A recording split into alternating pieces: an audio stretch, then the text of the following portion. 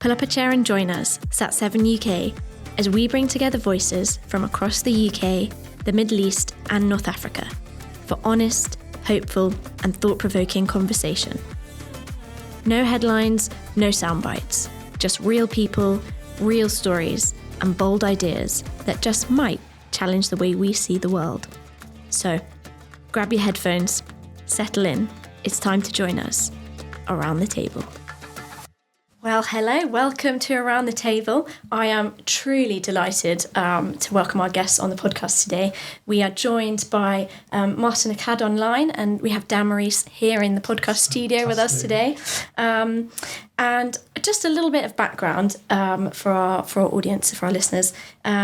Dr. Martin Accad is a professor of Islam and Christian Muslim relations and president of the Near East School of Theology in Beirut in Lebanon. He's also author of the book Sacred Misinterpretations, Reaching Out Across the Christian-Muslim Divide, and also a Sat7 International Council member. Wow. Yeah. And Dan Morrice. Thank you very much for having me. Author, teacher, podcaster, filmmaker, who is joining us today from Bristol, and author of Finding the Peacemakers, a journey of faith from the mines of Chile to the deserts of the Middle East, which chronicles this amazing journey that you go on, sort of across the desert, across the Negev, 500 miles that you trekked. Was it 3 months it took you? Yeah, that's right. Wow. I mean, so I once walked Hadrian's Wall, which is like sort of 73 miles, and I felt quite pleased with myself after that, never mind 500 miles. And these days, Dan is writing a new book as well, coming shortly, soon maybe, and working on some interesting films. So I'm just thrilled to welcome you both here today. Thank you for joining us. Thank you. So we always like to start with a kind of light-hearted question to get to know our guests a little better and to warm us up into the conversation. And they don't know about this question, do they? No. This is blind. So you've both written books. If you were to read a book, would you be an e-book kind of person or a hard copy? Go on, Martin. Well, I've not bought hard copy books for a long time now, just for practical reasons. You can take them wherever you are. You can take them along with you. Plus, when you die, it's less of a hassle for your family. That's a great answer. Yeah. That makes me sound very selfish because I love a hard book, and my poor descendants are going to have to hopefully read them or clear them out. Something about the smell of a book, the physical nature.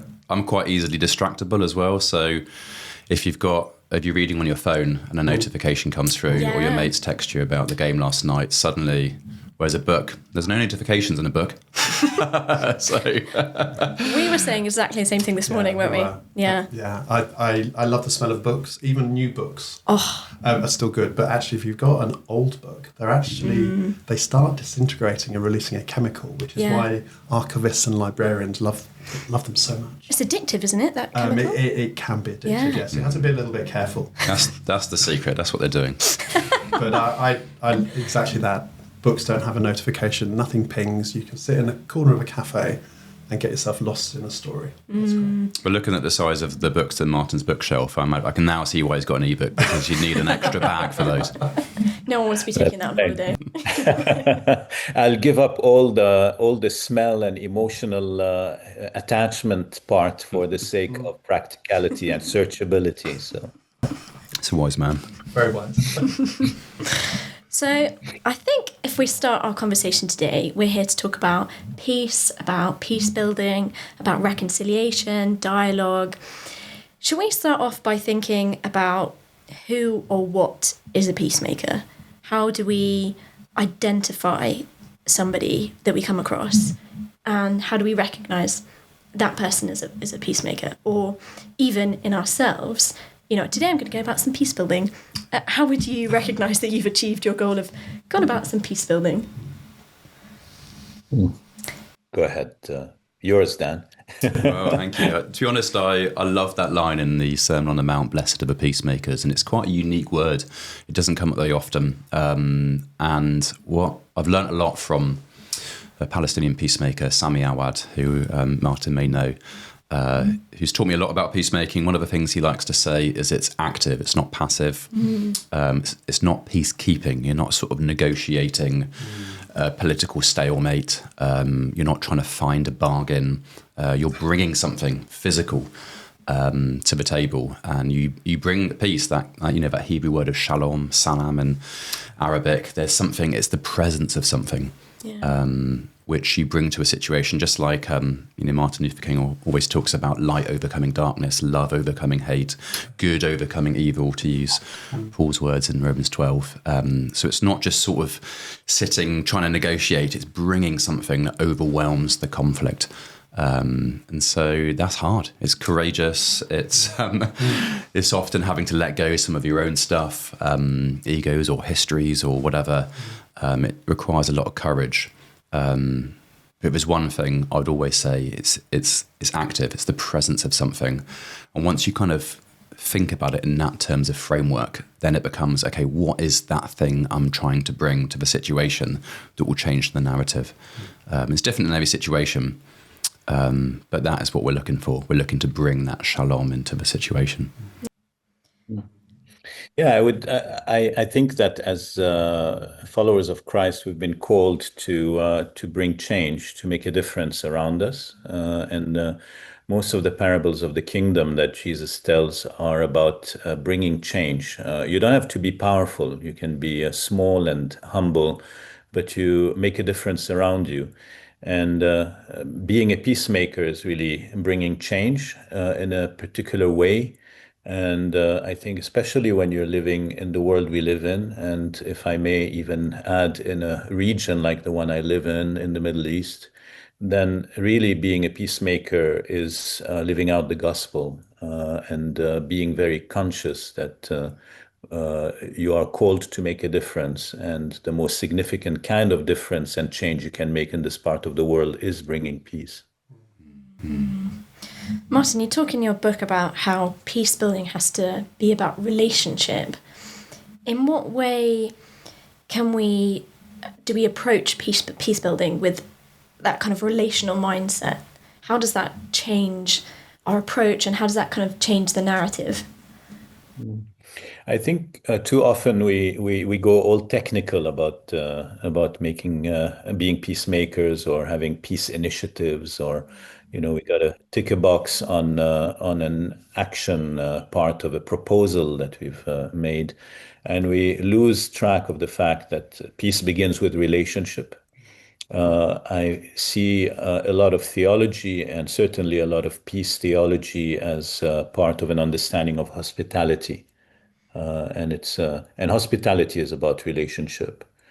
You don't have to offer anything. You're offering yourself. You're welcoming. You're embracing, and that is the first step toward peace. I love that. You don't have to offer anything. You're just kind of embracing and welcoming. Yeah. I feel like that's really opposed in some ways to the kind of Western view, where we go and we do something, or we bring something to the table and we give something. Impose even. Yeah, absolutely. But it's actually just about showing up. Yeah. And being present. I forget the actual verse. You can probably remind me, but the verse that says, as far as it depends on you, if at all possible, live at peace with one another, and the God of peace will be with you. So there's the imperative to be active. Yeah. So peacemaking is not passive, it's active, but it's also not forceful or imposing. Yeah. And that's a tricky one to navigate.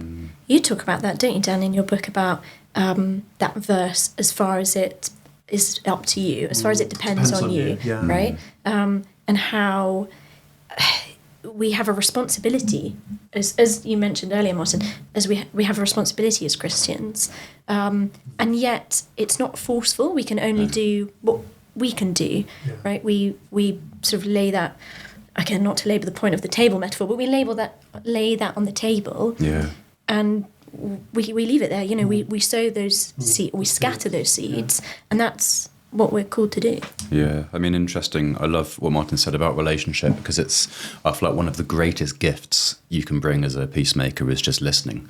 I always used to say when I worked with Bridges for Communities, listening is loving. And often, listening shows great respect and honour to hear someone's story, but also I'm not just listening to do them a favour. I want to learn. I want to be challenged. I want to be changed. I want to sort of step into someone else's narrative. And that is where it begins. So I love the idea, like combining that with hospitality, inviting people around the table, saying, what's your story? And then listening without interrupting, without Googling something, without being distracted, just getting lost in someone else's story. That's why I think peacemaking, that's where it begins from. It begins from relationship, it begins from empathy. And it begins from, I love the idea of just almost losing yourself in someone else's story, putting yourself in their shoes. And that's where it begins, I think. Yeah. And, sorry, Martin. No, I'm just reflecting also on the fact that really it's not a set of activities, but it's and it has a purpose. And I think that in the New Testament and in the entire Bible, we read a lot about the concept of reconciliation. And this state of reconciliation is the state of shalom or salam or shlomo in Syriac, Aramaic that Dan mentioned. So you are working towards or moving towards or journeying towards a state of peace, and which is this state of reconciled relationship and community, both within the community and with God, with the environment around you, with nature, with all of your integrated system. Yeah, absolutely. And that you both mentioned kind of hospitality, and I think that's something that perhaps in the West we can really learn from. Obviously we've got a lot to learn from the Middle East, but specifically Middle Eastern hospitality is something. And it's something that Jesus modelled for us, right? He gave us that example of Middle Eastern hospitality, and I think maybe we've forgotten some of that. Culture of service. They talk about Jesus kind of taking up the towel, from washing feet, serving, Last Supper, sacrifice even. Just that modelling of a servant king, a servant leader, which actually is modelled in so many different homes. Yeah. When they open their home to the stranger, just opening the home and say, come and eat. There's always that culture of hospitality that we can always share. Yeah. We'll always have enough to be able to have an extra person around our table. Yeah. Well, that speaks to your experience of the trail angels, right? When you did do you want to tell us about your journey and your kind of experience of meeting the trail angels? Yeah, certainly. So one of the things, the backdrop to this is one of the things I love about Jesus is that he was extremely generous. He fed 5,000. I don't need to tell you the stories of Jesus' generosity, but he was also vulnerable enough to receive hospitality. Mm-hmm. And I think sometimes in Western culture, there's that kind of pride. You don't want to be seen to be needing something. And Jesus was very happy to be to ask people for a drink or a meal or whatever. Happy to be invited around. Very happy to give and receive. That felt like kingdom generosity. And for me, I've experienced both. I've had the honour of being able to invite people into my own home when the refugees came into the UK, and then also the same. So when I was in the desert, I relied on Jewish and Arab communities in Israel and the West Bank who took me into their home. So, to answer your question, I did a sort of pilgrimage, if you like, from Egypt to Nazareth in the footsteps of Jesus as a child, the journey he would have walked returning from his exile in Egypt as a child.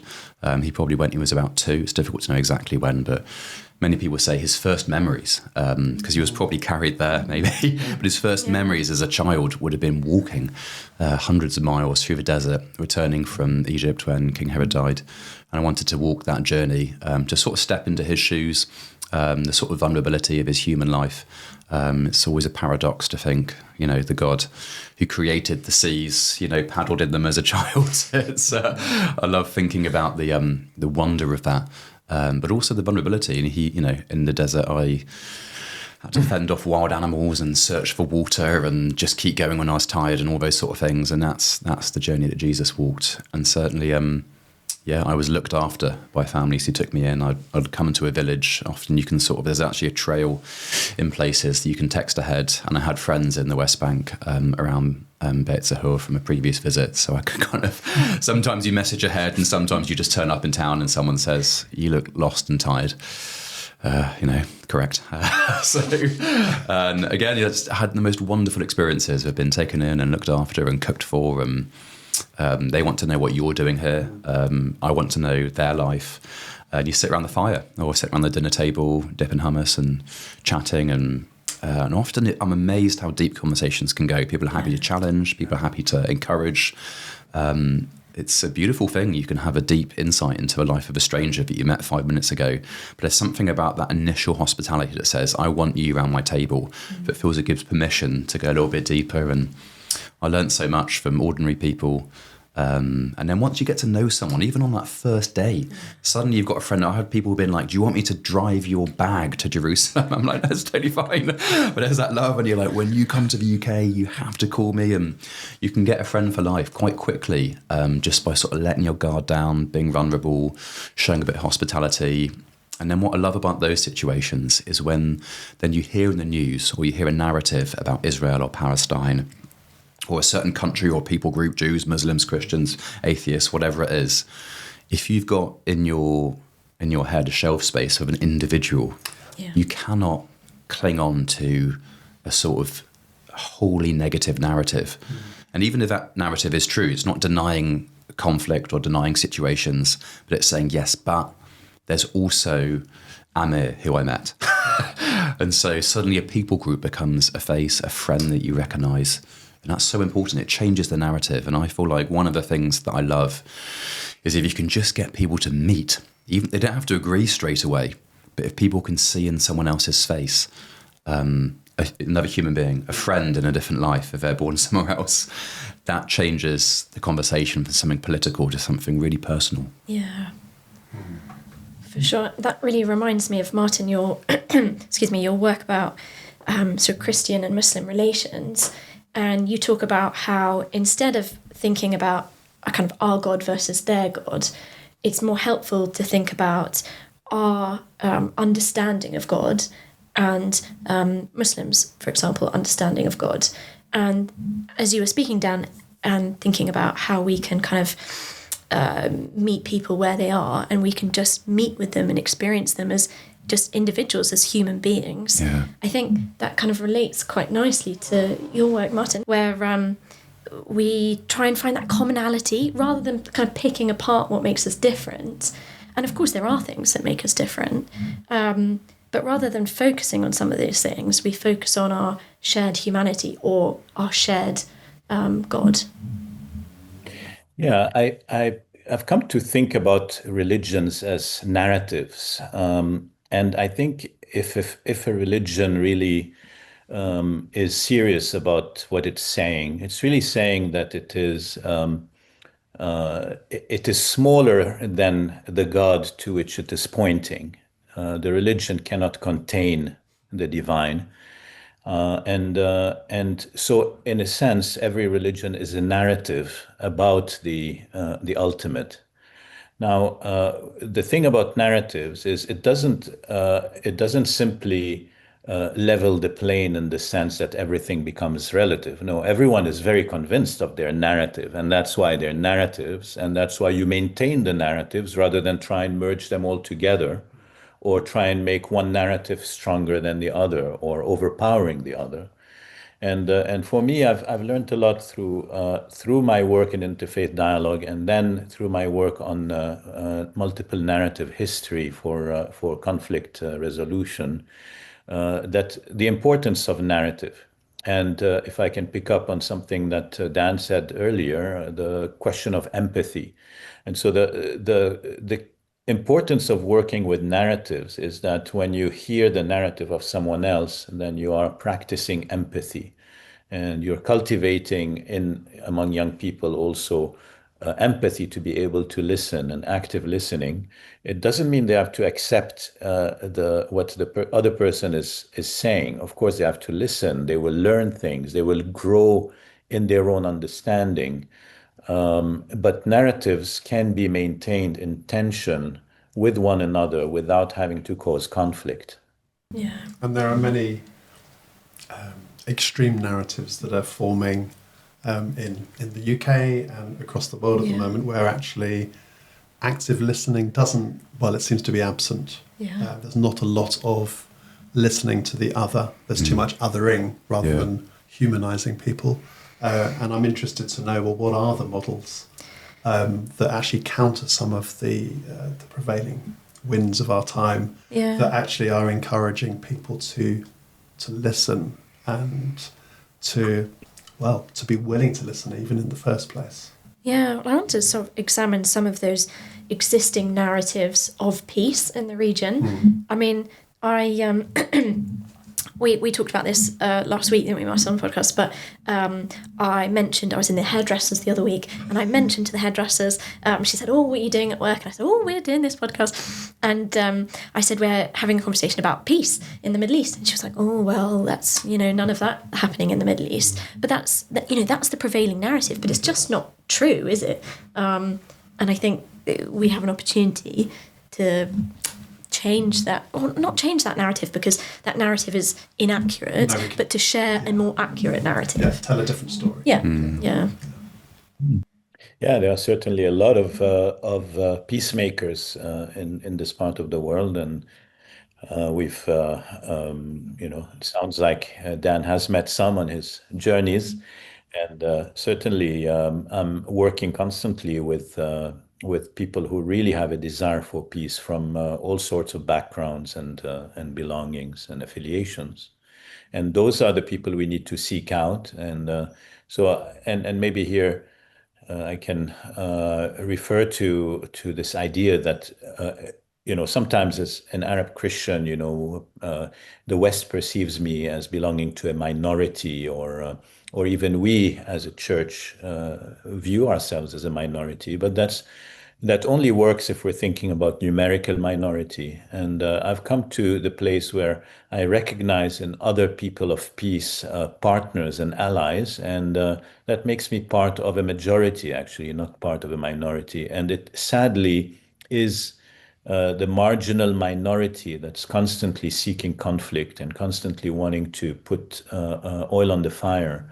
But that's why I think it's very important to reframe that, to go through a paradigm shift, to understand that we are part of quite a large group of people who are seeking peace. We may not all know how to, it's a journey. We don't know how to get there, but at least beginning with the desire and working towards this state of reconciled relationship is something that a very large proportion of our populations desire, and we need to tap into that. Yeah, 100%. I was really, I loved meeting people who desired peace, I always say, with more zeal than the perpetrators of violence.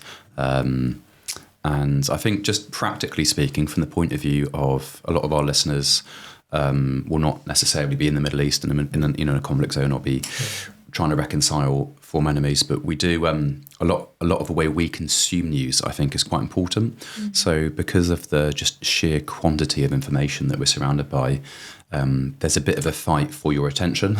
So, I think it's Simone Weil recently said, attention is the rarest and purest form of generosity. And I feel like, it feeds into what we said about giving someone your love and listening ear. But I feel like for us as listeners, I've always tried to encourage people more towards long form content. Mm-hmm. So a podcast, case in point, Exhibit A, or a book, or listening to someone like Martin talk about his experience in a longer conversation, because that's when you start to, the red mist that comes up in a conflict situation. In a conversation, one-to-one, face-to-face, that often dies away after a couple of minutes. And then after a while, you start to really hear the other person. But you've got to get past that initial rage. And so the headlines, the paper headlines, are just trying to grip you with some kind of shock, shame, anger, hate narrative.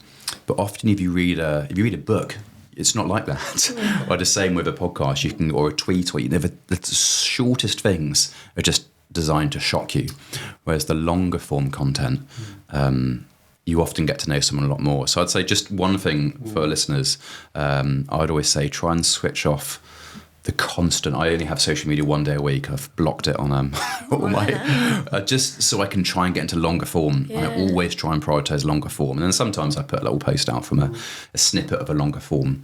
But I think the longer conversation is what we need. And then just to pick up on something that Martin said, just to share the riptide of desire for peace in the Middle East is so vast. But as he says, it's the minority that grab the headlines. But it's so important every time you see a headline to think that is not the majority view. That's just the bit of I'm being told. And Sammy Howard always used to say, we're not a political organisation, we're a human one. And most human beings in the Middle East want peace, but the political organisations create, often they rely on a narrative of conflict, but it is just not a reflection of the majority of people in societies. Absolutely. I think with those smaller forms of content, they're almost designed to be inflammatory, aren't they? Yeah. And they lack that nuance, which is where the real good stuff happens. Well, the depth comes out, and I was just reflecting just now that when I was about 16, I was taught to pray the news. I'll never forget the lady who just said, don't just switch on the headlines, but maybe 5 minutes before the bongs in the UK as they at 6 o'clock news, they said, get yourself in an attitude of prayer, open the Bible, read a psalm, mute the TV, but then as the 6 o'clock news comes on, get into that attitude of peace and of prayer, and then maybe you can sense God's heart. They talk about, let your heart be broken by the things that break the heart of God. And maybe as those news headlines do come, if you still listen to news headlines, you're in that posture of actually sensing what God's heart is saying into that situation. And that's a very different approach, and I still do it to this day. Yeah. I think it's really interesting you picked up about God's heart, and we often reflect on how God has a heart for justice. To what extent is justice part of being a peacemaker? Oh, it's a very good question. Go on, Martin.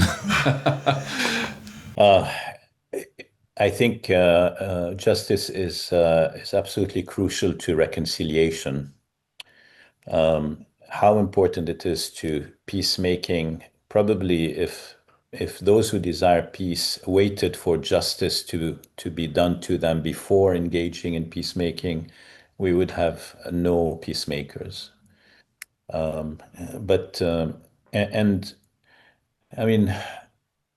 I think maybe something unique that we see both in the teaching, the lifestyle, and the model of Jesus is his ability to embrace a lot of injustice upon himself.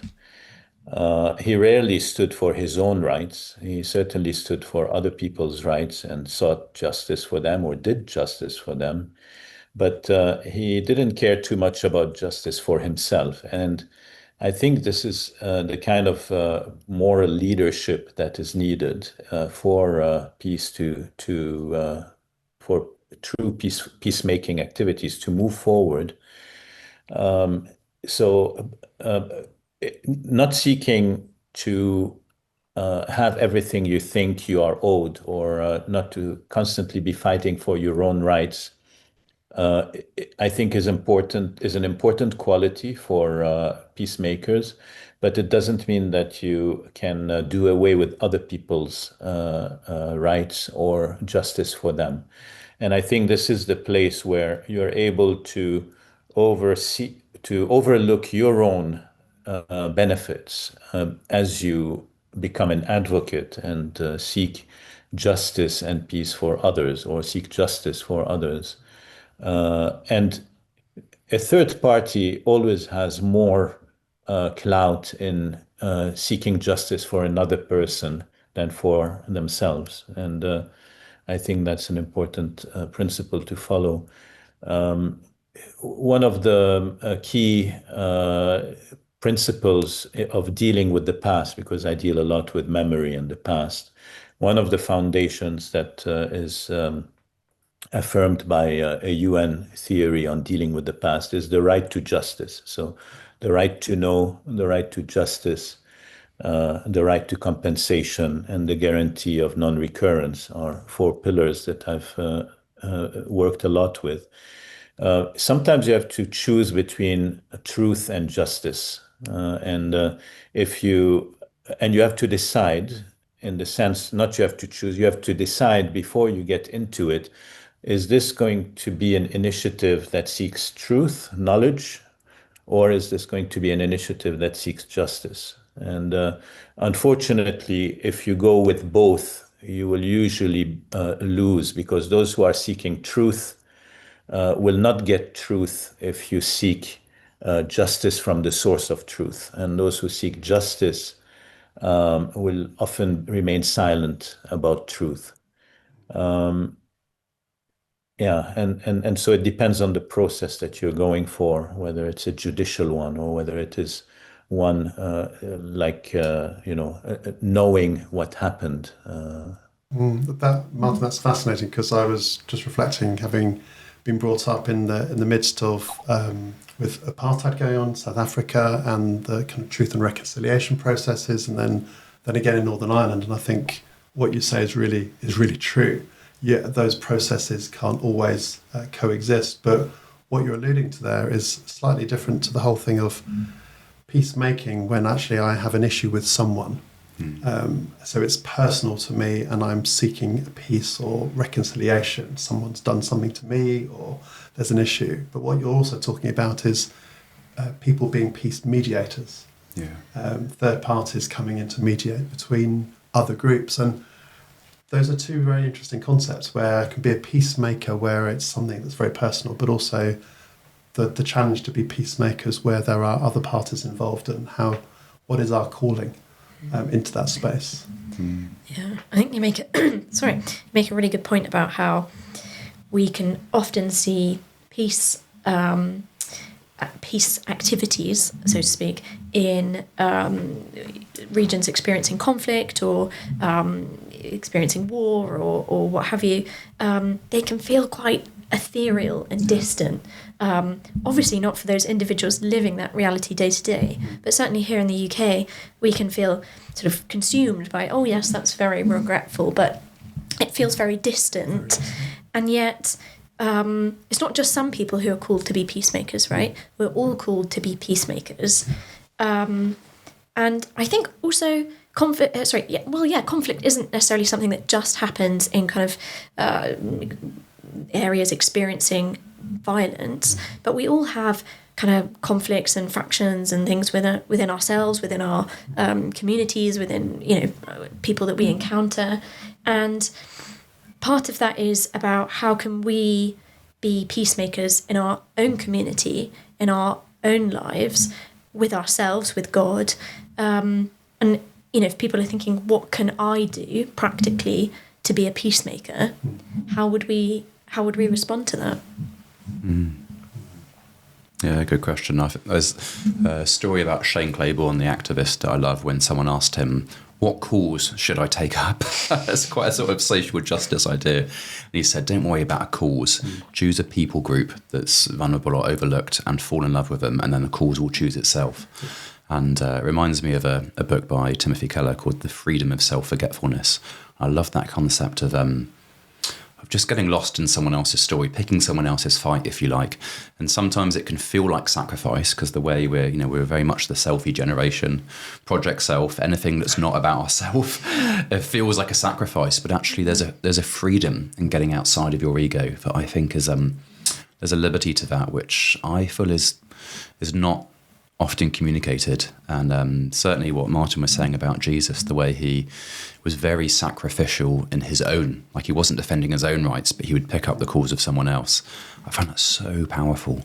So I often compare, his prayer on the cross, looking at the thief next to him, today you'll be with me in paradise, or looking at the soldiers who are literally driving nails through his wrists, saying, Father, forgive them, for they don't know what they're doing. Like, that is a ludicrous level of mercy. And yet he was quite happy to turn the tables over in the temple and start a riot to defend the poor. He said, you've made my father's house a den of robbers. And he was taking up the cause of the poor and oppressed. You know, the corrupt temple leadership at the time were making a buck out of the poorest Jewish pilgrims, and he was taking up that cause, or he was stepping in to defend a woman from a crowd, you know, armed with rocks. You can imagine, and you probably know the line, "Let he who is without sin cast the first stone." Very smart response. You can imagine the rocks all dropping and people walking away. Like, he was happy to step into a situation of conflict to defend someone else. And yet, when he was on the firing line, he let it go. Wow.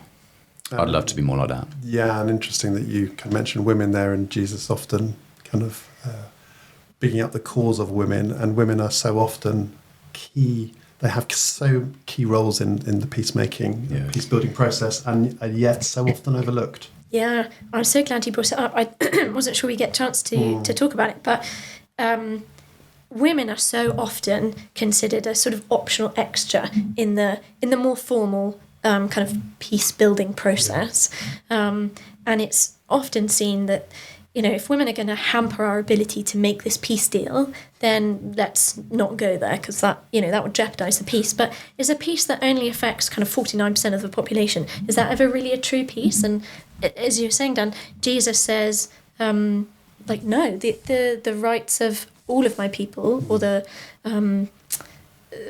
or just in general, all of my people, they all matter, not just a certain group of people. And I think that's something we can bring into our conversations and our perspectives on peace more generally. And I know, Martin, you kind of pull out the words of the prophet Micah, where he talks about mercy and justice and humility, and that extends to all people, not just, you know, the sort of in vogue group of the day, you know. Well, I think we've been talking about the kind of peace for the past 45 minutes or so that requires relationship and hospitality. And I know a lot of women that are masterful in relation building and in hospitality in a way that I could never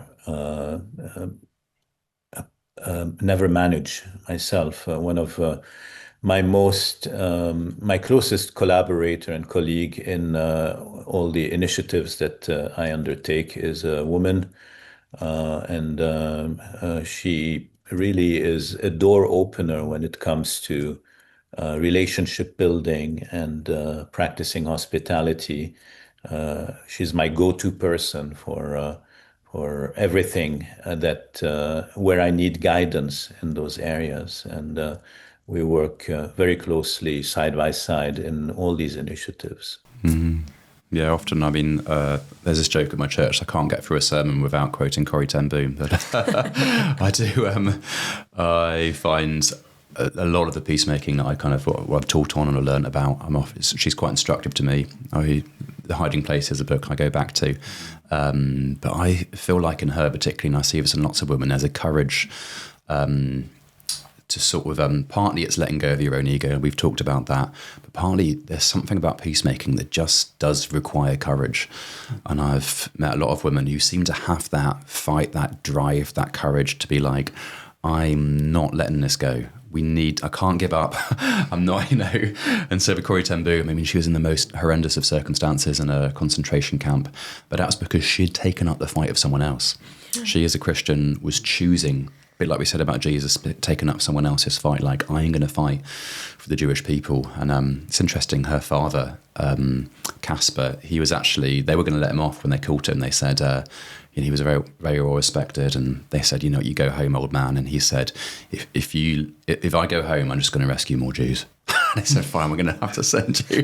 There was that drive, and I actually think it was even stronger in his daughters, in Betsy and in Corrie, because he died quite quickly by the sounds of it, but they were there for so long. And it's something about pioneering in the worst of circumstances where you never give up hope, you never give up joy. They brought real joy in there. Have you ever read The Hiding Place? They ministered to women in the worst of circumstances, and they just always had the ability, the courage, the grit, like it says like Jesus, he set his face like flint. There was a quote in Isaiah that talks about, you can kind of see it in the line, he set out resolutely for Jerusalem. He knew what was coming to him. And I know I've met a lot of women who have that grit that I want to learn from, who are like, I am fighting for peace. I am fighting for someone else. I'm choosing someone else's battle. I'm not giving up. It's a kind of courageous love. And you see it in Jackie Pullinger and Heidi Baker and Tracy Evans, and I could give you a list of biographies I recommend from sort of sisters of faith. But yeah, that's something I want to learn from, is the grit and the courage of women who are fighting for peace.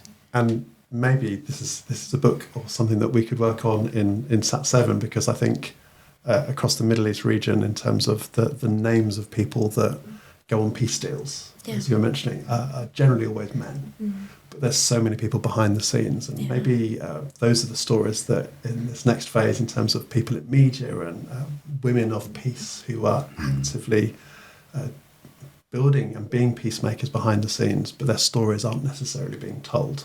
Maybe that's something that's a challenge for us to actually put right. Yeah, definitely. 100%.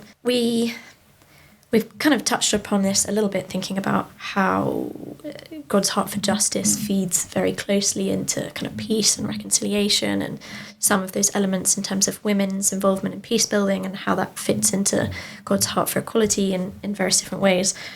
But there is also the consideration of how much we can address trauma as part of our making roads into reconciliation, right? And I know you both kind of touch upon this a little bit in your work, but there's one quote, Martin, that I read in your book that I hope you don't mind if I read out. True reconciliation requires forgiveness, which is something that is only possible with some efforts towards rectifying injustice. I found that so powerful. And really, it's a direct challenge, isn't it?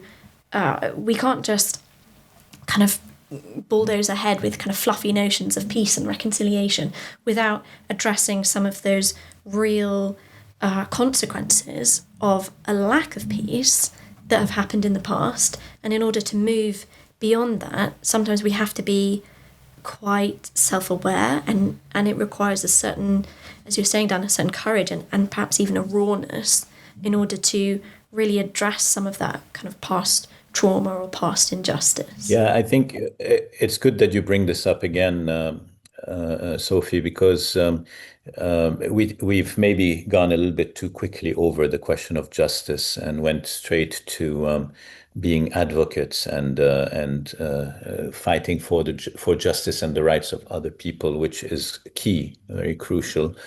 But I mean, one of the reasons why the efforts for peace building that lasts collapse and have collapsed for years, for centuries, is because we think that we can forget the past, that we can that peace building or peacemaking or mediation is just the act of the moment. And unfortunately, with the act of the moment, we tend to be driven by selfish ambitions or interests of persons or communities or even nations, and just until the next elections. And that completely flies over the importance of justice.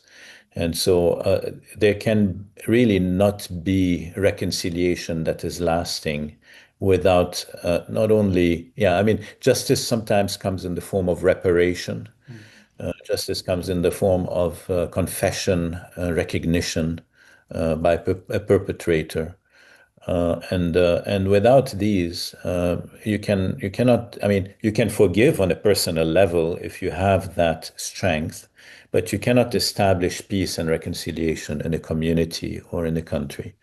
And until we understand that, it's just not possible to reach lasting peace. And I'm thinking in particular about the Middle East, my part of the world.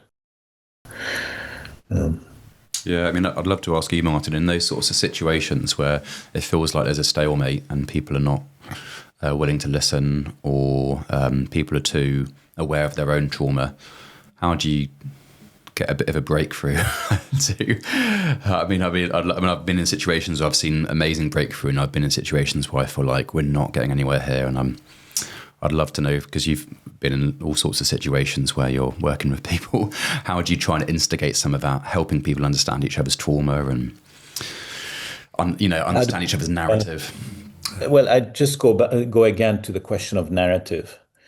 Until you can get to the place where conflicting parties are willing to recognize, first of all, that their version of their experience and of their story is one narrative among others, and until they are willing to listen to the narrative of the other or the others, even if they don't need to agree with it, then there's very little chance of a breakthrough in mediation or in moving towards peace and reconciliation.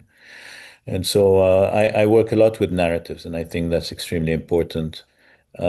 Narrative is not the same as ultimate truth or objective truth. Sometimes I like to use more like a shocking affirmation, and they say, and I affirm there is no truth. There's no such a thing as truth. There's only narrative. There's an event that has happened, and of course, in the fact that it is an event, it has objective truth, objective reality. It has happened. But that truth is, and the details of that event are only accessible to God. Everyone else knows about the event through a narrative, through the way that it has been told, through the way that it has been transmitted from one person to another, or from one generation to the other. And so truth, again, a bit of a shock. Truth doesn't matter when it comes to peace building and reconciliation, because only narrative stands, and only narrative shapes the identity of different communities and the perception that one community or one individual has of others. So, of course, in the ultimate, truth matters, but when it comes to the hard work on the ground, what matters is narratives. And I need to be able to bring those narratives face to face, in conflict, in competition, in diversity, and need to allow them to remain in tension. And I need to sit in that tension and cultivate among the parties that are in conflict the ability to listen. When you listen, you earn the right to speak. You earn the right to express your narrative if you're willing to listen to another narrative. And you mentioned the word empathy early in the conversation, and I think empathy is probably one of the most important components of these processes. Empathy means you're able to put yourself in the body and shoes of another person and really see what they're going through, even if you disagree with their position or their perspective on things.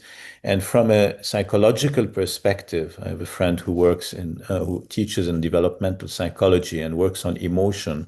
And I learned from him that empathy is the highest level of maturity in a person, of emotional maturity and maturity altogether. And it's one of the most important components of resolving conflict. Yeah. Oh, so helpful. I totally agree. That's a lovely quote. I've often thought it's totally that. It's the highest form of, it's the greatest thing we can do, empathy, and it requires imagination. It's another thing that Shane Claiborne once said is that violence is for those who've lost their imagination.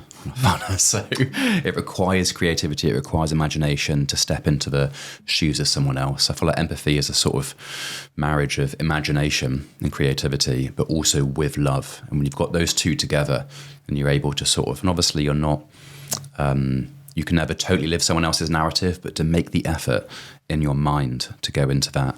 And even physically, so I know people in Sami, for example, he and his team who have experienced what the Palestinians called the Nakba, the catastrophe in 1948, when a lot of people were killed and driven from their homes.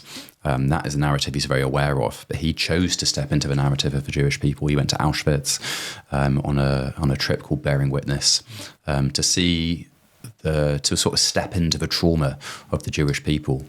And he has Israeli friends who have come and visited refugee camps in the West Bank and sort of stepped into the world. And when you really physically step into, as well as mentally step into someone else's world, that helps. And I think sometimes we need to help people with that journey of empathy, to sort of create, sometimes that's just good storytelling, or it's creating the spaces of hospitality like you shared, where people can feel safe to step into someone else's narrative.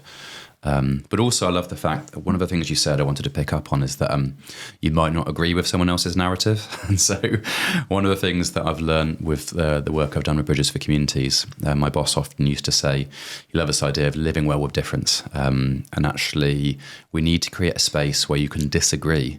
And disagreement isn't conflict. Yeah. You can disagree and still love and hear and understand the narrative of the other person. I find that particularly with conversations between Christians and Muslims. I have a lot of Muslims who we passionately disagree with on various points of theology. But to be able to have a disagreement, to be able to challenge one another, to talk about the big things of life and not fall into conflict, still in the place of disagreement, hear the other person's narrative, choose respect, honour and love. I think we can work this out with dialogue, not conflict. I think the world needs to see that modelled, disagreement with compassion. Definitely. Because it doesn't need to go to conflict. Yeah. Absolutely. And that thinking around empathy and how we need to have empathy in order to kind of move forwards in terms of peace and reconciliation really is the exact opposite of, you both talk about this in your books, but the role of fear and the role that fear plays in terms of leading to that conflict in the first place. And Martin, you say about fear being the best kind of recruiter to extremism. Wow. And how if we have fear, we can't have empathy because we're too focused on feeling unsettled and uncertain and being afraid of the other group or the other person or whatever it might be. But in order to move towards empathy, we have to let go of that fear, don't we? Yeah, because I mean, when you're scared, you are putting yourself in the shoes of the victim, and so the other becomes the aggressor, and that's why you're scared. Whereas empathy is being able to see how the other person feels like the victim, and you are the aggressor. And so they're really, it's very difficult to practice empathy if you are in a state of fear. Yeah, and Martin, just to pick up on what you were saying about the shaping the narratives. We started this conversation off, didn't we, talking about, do we like reading a physical book or a digital book? And maybe the kind of parallel to that is that we used to spend a lot of time in front of people, relating with people, experiencing narratives together. But now the narrative is being so shaped by digital culture, by media, the fast media, the 24-hour media. And we at Sat7 are involved in telling a different story, trying to maybe counter some of those messages. But that narrative that's being shaped by so many different platforms these days is incredibly powerful and is really telling people what to think. And they're not really, as you were saying, Dan, stepping into other people's shoes or going that distance to meet people. And I'm just interested or curious to know, actually, how do you feel the power of media can be used for good and to almost to reshape a different narrative? Oh, good question. I mean, one way is always to seek out the opposite narrative. Yeah, I think one of the things I often say about the digital world in terms of the algorithms that are forcing us into a certain viewpoint is it's not as new as we think. And so the way our neural pathways work, it's, survival of the busiest, I think a neuroscience once said. It's a bit like cutting a groove in a park. If you just keep on walking down that pathway, you cut a sort of deep, dirty groove and then it becomes the path of least resistance. That's what happens in our brains as you kind of ruminate and rehearse an angry narrative. It's also what happens in our communities when an echo chamber of people sharing the same thing. It doesn't have to be in an online community. It can just be in the pub or a coffee shop or, in the workplace. And then the algorithms reflect that. And so it's just the same. And I feel like that's why empathy is a bit of a resistance to that. It's a bit of a rebel to the algorithms because you're choosing to start carving a different path. And often that's why I love the story of a Good Samaritan, because we talked about this before, that if you've met just one person who is going in the opposite direction, And maybe in terms of sharing the story of the Good Samaritans, it does just change things, because then you can't attach yourself purely to a narrative of the other if you know one of those people, know a person from another people group who you're taught to hate, who has shown you love. I always say one Good Samaritan can be the hinge that turns the narrative in a different direction. Yeah, I believe media is so, a very important agent either of peace or of conflict. And I think that's the importance of Sat7. That's that Sat7 not only has the potential, but has been reshaping the narrative by taking a stance where it presents the life of Christians in the Middle East in a way that is positive, without attacking anybody, without wanting to replace someone else because we're better. It has been reshaping this narrative where, first of all, not presenting a narrative of victimhood, and secondly, not presenting a narrative where we are being aggressed and the other is the aggressor. And for me, this is what I find attractive about Sat7. That's why I'm a huge fan and on the International Council. And in a way, I'll end on my side with the parable of the mustard seed, and which is in the same chapter in Matthew 13 with the parable of the leaven, or the how do we call it? There's the leaven, right? Yeah, and so those two parables are put side by side in the Gospel of Matthew in chapter 13, because one of them addresses men, the other addresses women. One of them addresses the farmer, the other a homemaker.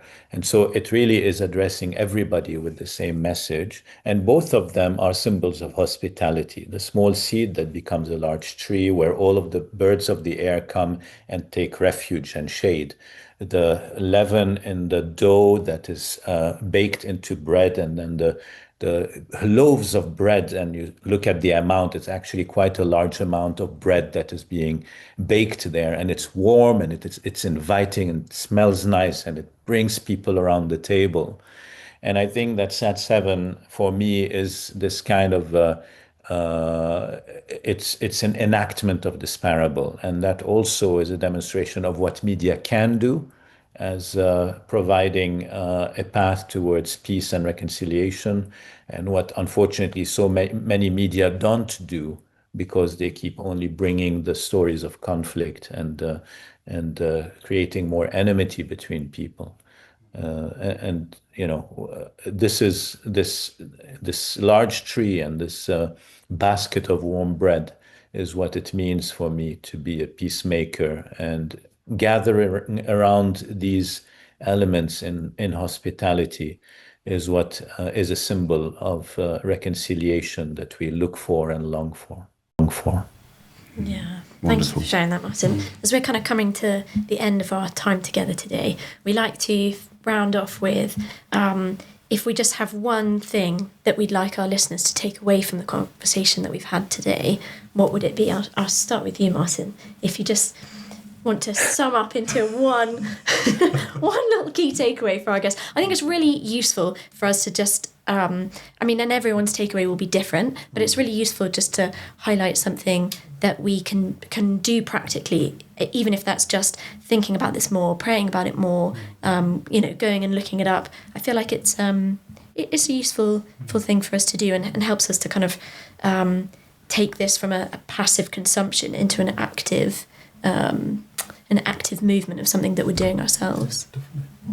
Well, for me, I think I've in a way I've almost said everything I wanted to say with these parables of the mustard seed and the parable of the leaven, and that the encouraging thing about this is that we are all invited to be this and to practice this. It doesn't need special technique, but it does need a big heart and the ability to think about ourselves as welcoming people, not people of exclusion, but people of hospitality. And so everyone is invited to be a peacemaker in that way, and to work towards God's all-embracing peace and towards reconciliation. Yeah. Thank you, Martin. I pick up on that phrase, a big heart, I think is important for me. I was going to say empathy, the imagination to step into someone else's shoes, but I actually think for me the takeaway is deeper than that. It's a narrative of love. And so I feel like the fuel for that is, for one, particularly as Christians, to know that we are loved. And this is one of the things that Jesus had really clear. He knew, at the beginning of his ministry, his baptism, we hear those words, "This is my beloved son, whom I love, with him I'm well pleased." And that's before he'd done anything in terms of his ministry. And he went in with that bomb-proof affirmation of God's love. And we need to know that for us. It's not of this earn. I always say, if you want to picture God, picture the running father to the prodigal son. He's done nothing to earn that love, but he knows he's loved, come what may. And he actually went out to the older son as well. So it doesn't matter if you're a goody two-shoes or a total prodigal, you are loved because you're loved because of God's character. And I think if you know that love in yourself, then it gives you the fuel to pay that forward. Yeah. And actually, that line in the New Testament, perfect love casts out fear. And I feel like, as Martin said, fear is what underpins a lot of the kind of lack of empathy and a lot of the conflict. But the antithesis of that is love. And if you can overcome fear with love, then peacemaking will flow as a beautiful result. Absolutely. And my takeout, in a sense, kind of connects and takes that forward to say, I have a responsibility to be a peacemaker, but I have a responsibility to kind of deal with some of the issues in my own life with God, so that actually I have felt that peace, that sense of restitution and forgiveness and salvation, and that an outworking of that is, it compels me to love the other, and to actually know if I'm loved by God the Father, then so is the stranger in my life, or so is the person I disagree with. And I have it's a command, it's an imperative to go and practice peacemaking, and even if I get it wrong, or we're so afraid these days of saying the wrong thing, or maybe even offending. But actually we need to take some risks. Yeah. And they say, faith is spelled, RSK. So, take a few risks, try being a peacemaker. And you might offend someone, or you might get some things wrong, but actually most of the times people are very, very accepting, and they actually like people crossing over the road and actually saying, can I talk to you? Can I be your friend? Yeah. Yeah, that's beautiful. I love that. We're all loved, and yet we're all invited to be part of God's work. Yeah. Brilliant. Thank you so much, Martin and Dan, for joining us around the table. Yeah. Thank you very much. Thanks for joining us around the table. If you enjoyed today's conversation, make sure to hit follow or subscribe wherever you listen to your podcast, and maybe even leave a quick review. It really helps others to find the podcast. You can keep the conversation going with us on socials at Sat7UK, or find out more at sat7uk.org. Join us next time as we share more real stories and bold ideas around the table.